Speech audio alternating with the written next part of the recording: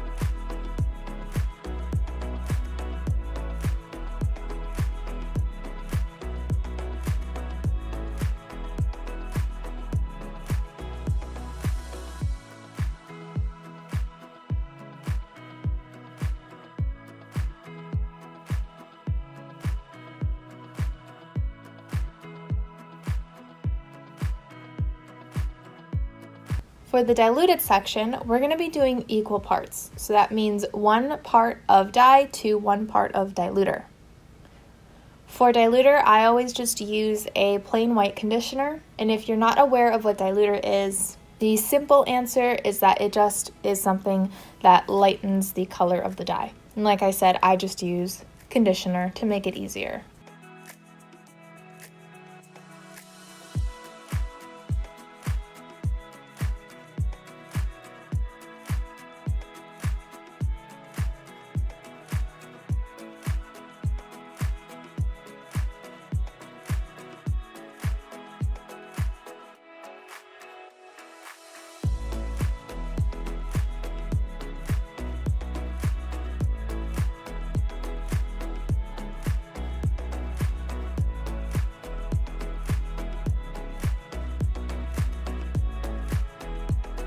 I'll be letting these sit for about 3 hours and then I'll rinse them out. Once they're dry, I will meet you back here and we can do some comparisons with some other dyes.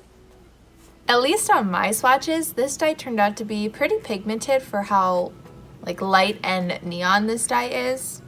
But I will say, to get the full effect of what the dye is supposed to be like, it really only does that on the number 11, which was platinum blonde. So I can see a difference from 6 to 10, of course, but they're not very bright, not super neon.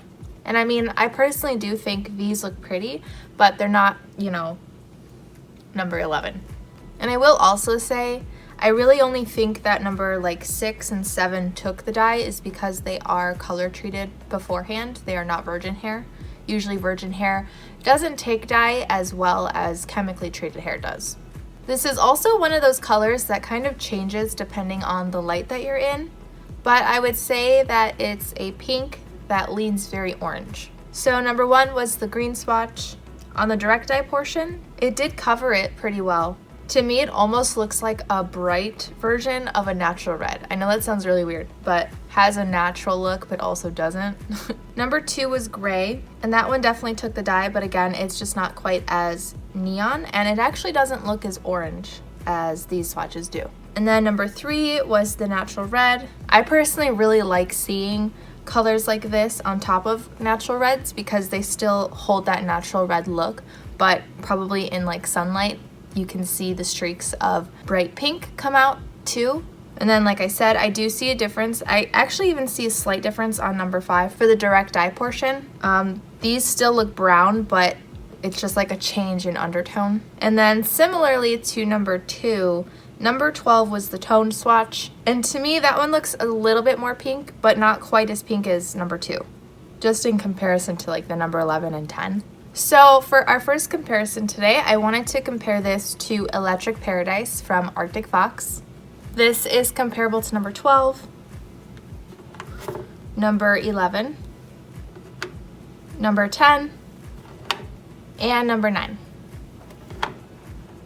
At least from where I'm sitting right now, the Electric Paradise looks much more orange than it did like 5 seconds ago when I was holding it directly in front of my face. So this is another one of those dyes that the lighting and the angles that you hold it at and stuff can really change how it looks. But I will say Electric Paradise in comparison is a little bit more pink than the Pretty Flamingo. Number 9/11, they do look kind of similar on the direct dye portion in comparison to like how similar these look, but at least in person, I don't know if it's picking up on camera, you can see a slight difference. Pretty Flamingo does still look a little bit more orange. To me, you can tell the biggest difference on the tone swatch. Electric Paradise looks much more pink here. I'm not sure if it's because of the orangey tones in the dye or not, but I will say that the Pretty Flamingo does seem to be a little bit more pigmented and does pick up much more intense on the direct dye for these swatches. The other comparison that I wanted to do today was actually a mix that we did from Arctic Fox, and this is Electric Paradise mixed with Sunset Orange. This is comparable to number 12, number 11,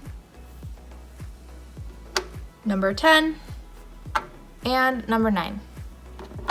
So the Sunset Orange from Arctic Fox is a pretty pigmented orange dye, and because of that, that makes this mixture come out pretty pigmented as well. And I feel like you can really tell the difference on the number 7 and 6. They come out a lot deeper looking. The Sunset Orange, to me, has a slight red tinge. It's not a red dye, of course, but the kind of orange that it is, it's not as yellow, it's a little bit more red. And you can also see that in number 8 as well, compared to the Pretty Flamingo. You can see the pink a little bit more in the Pretty Flamingo compared to the number 8 for the mixture. And when I did the mixture as well, I did do 3 parts. So this should have the most Sunset Orange, and this should have the least in terms of how much I mixed. So the top half would probably be the most similar comparison, but in my opinion, it's really not that similar. I feel like Pretty Flamingo is kind of middle of the road. It's not quite as pink as Electric Paradise, and it's not quite as orange as the Sunset Orange and Electric Paradise mixed.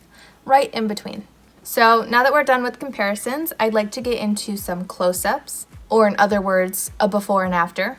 Everything after this point, the close-ups and photos at the end, will all be done in natural lighting. Sometimes it can be really hard to recreate the exact same environment with natural lighting, so when it comes to the close-ups, if anything looks slightly off, that is probably why. So last week, as I was editing my video, I came to the before and after clips, and I realized that there was no before clips. I thought I had deleted it, so I had to make do with other clips that I've already done.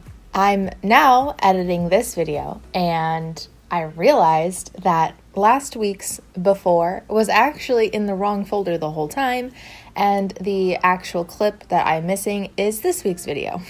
Luckily, I am pretty consistent in the swatch colors that I do, so I have done this same setup before. So I am just here to say the befores are not from this video, but the colors should be very, very similar, if not the same.